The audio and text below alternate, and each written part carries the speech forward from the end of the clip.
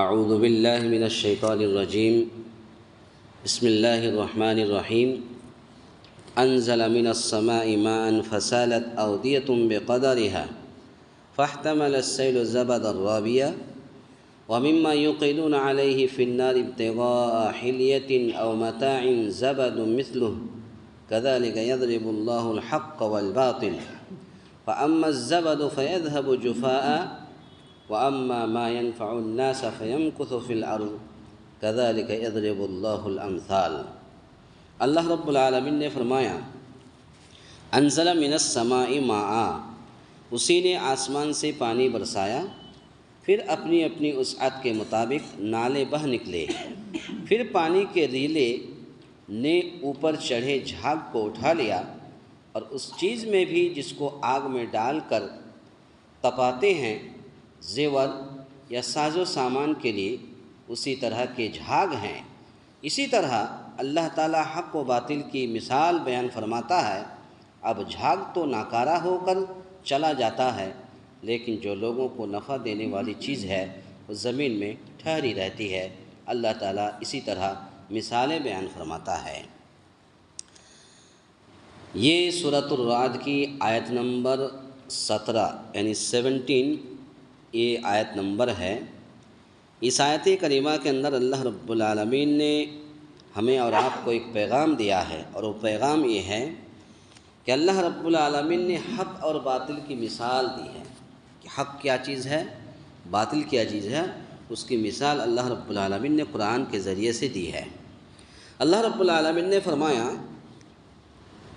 انزل من السماء ماء، اسی نے آسمان سے پانی برسایا، پھر اپنی وسعت کے مطابق نالے بہہ نکلے۔ تو بقدرہا یہ وسعت کے مطابق، مقدار کے مطابق کا مطلب ہے۔ نالے یعنی وادی کہتے ہیں، وادی کہتے ہیں دونوں پہاڑوں کے درمیان کی جگہ کو کہتے ہیں نالے۔ جمعہ کے خطبہ میں جہنم کے تعلق سے بیان کیا تھا کہ وادی کہتے ہیں کہ جو دائیں طرف بھی پہاڑ ہو بائیں طرف بھی پہاڑ ہو، نیچی زمین کو کہتے ہیں وادی۔ وادی کہتے ہیں نالے کو، تنگ جگہ کو کہتے ہیں وادی۔ تو تنگ ہو تو پانی، تنگ ہو تو کم پانی، اور کشادہ ہو تو زیادہ پانی اٹھاتی ہے۔ یعنی نزول قرآن کو جو ہدایت اور بیان کا جامع ہے، بارش کے نزول سے تشبیہ دی ہے، اس لیے کہ قرآن کا نفع بھی بارش کے نفع کی طرح عام ہے، اور وادیوں کو تشبیہ دی ہے دلوں کے ساتھ۔ یہ مثال اللہ رب العالمین نے دی ہے، اس لیے کہ وادیوں نالوں میں پانی جا کر ٹھہرتا ہے، جس طرح قرآن اور ایمان مومنوں کے دلوں میں قرار پکڑتا ہے۔ کبھی کبھی آپ دیکھیے بارش ہوتی ہے اور اچانک بارش ہوئی اور موسلا دھار بارش ہوئی، تو جتنے راستے کے اندر کوڑا کرکٹ کچرا جتنا تھا سب کو بہا کر کے لے جا کر کے وہ نالے میں ٹھہرتا ہے۔ تو یہی مثال اللہ رب العالمین نے حق اور باطل کے درمیان دی ہے، اور کہ وادیوں کو تشبیہ دی ہے دلوں کے ساتھ، اس لیے کہ وادیوں نالوں میں پانی جا کر ٹھہرتا ہے، جس طرح قرآن اور ایمان مومنوں کے دلوں میں قرار پکڑتا ہے۔ اس کے بعد پھر کیا ہوا؟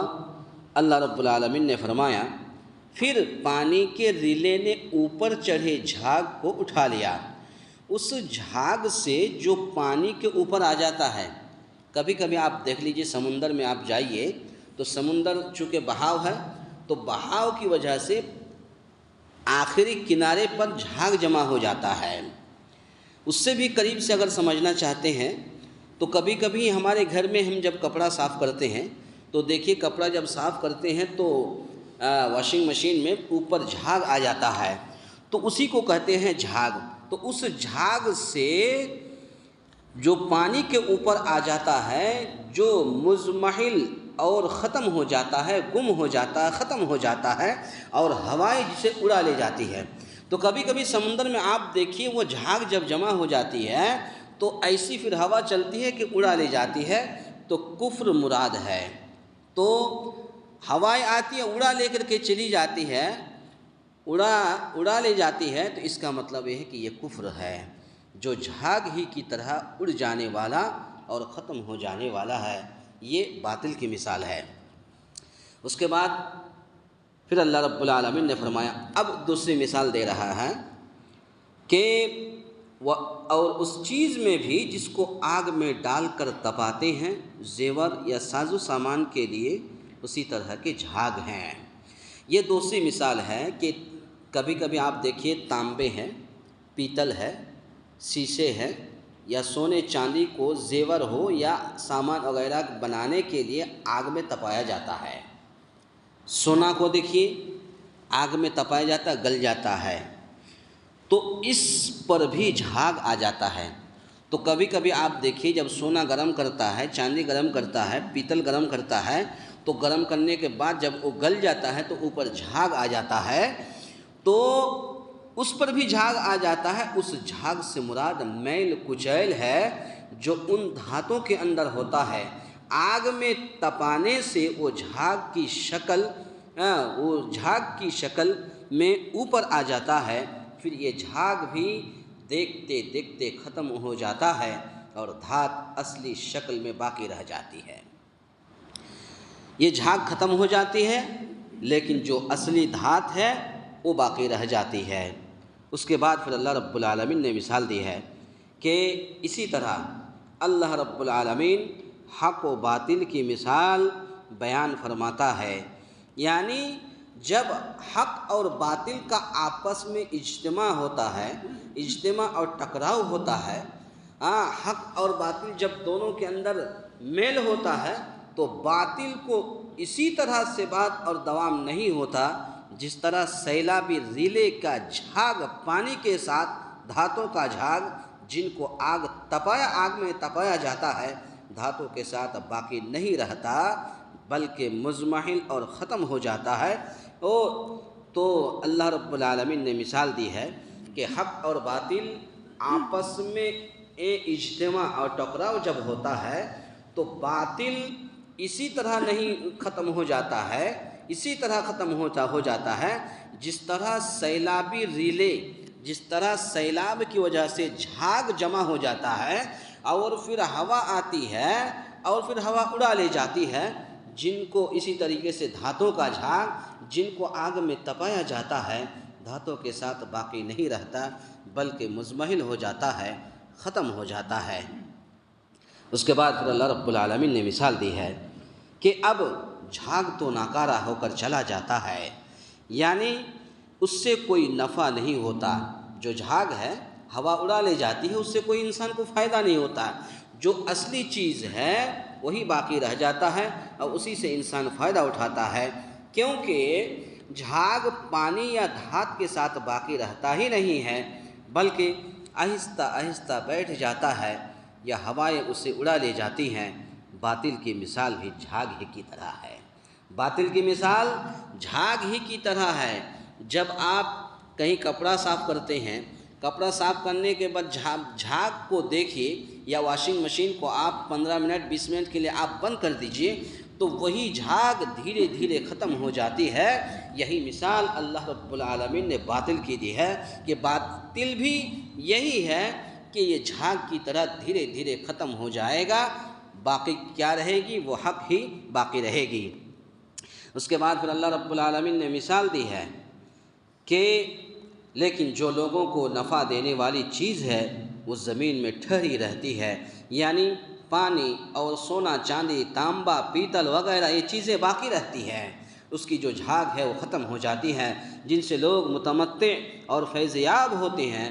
اسی طرح حق باقی رہتا ہے جس کے وجود کو بھی زوال نہیں اور جس کا نفع بھی دائمی ہے۔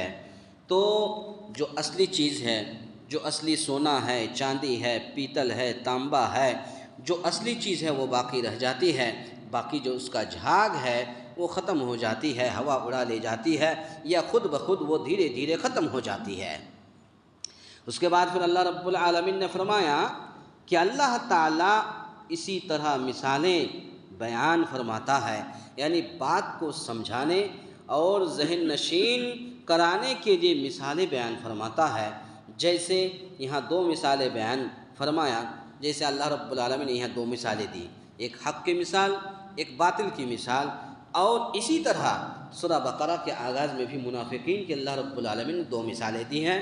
اسی طرح سے سورہ نور آیت نمبر 39-40 میں کافروں کے لیے دو مثالیں بیان فرمائی ہیں۔ اسی طرح سے اور احادیث میں بھی نبی کریم صلی اللہ علیہ وسلم نے مثالوں کے ذریعے سے لوگوں کو بہت سی باتیں سمجھائی۔ تفصیل کے لیے آپ دیکھ سکتے ہیں تفسیر ابن کثیر ہے، یہ اردو تفسیر ہے، بہت اچھی تفسیر ہے، اس کو آپ دیکھ سکتے ہیں۔ تو پتہ یہ چلا آج کے درس کا خلاصہ کلام یہ ہے کہ اللہ رب العالمین نے حق کیا چیز ہے، باطل کیا چیز ہے، حق حق ہی ہے، باطل باطل ہی ہے۔ باطل وہ دھیرے دھیرے خود بخود ختم ہو جائے گی، پانی کے جھاگ کی طرح یا پیتل تانبا وغیرہ کے جھاگ کی طرح یہ باطل ختم ہو جائے گا، لیکن جو حق ہے وہ حق ہمیشہ کے لیے باقی رہے گا۔ اللہ تعالیٰ سے دعا ہے یا الہ العالمین ہم تمام مسلمانوں کو کہنے سننے سے زیادہ نیک عمل کرنے کی توفیق عطا فرمائے، آمین۔ اقول قولی ھذا استغفر اللہ لی ولکم ولسائر المسلمین واستغفروہ انہ ھو الغفور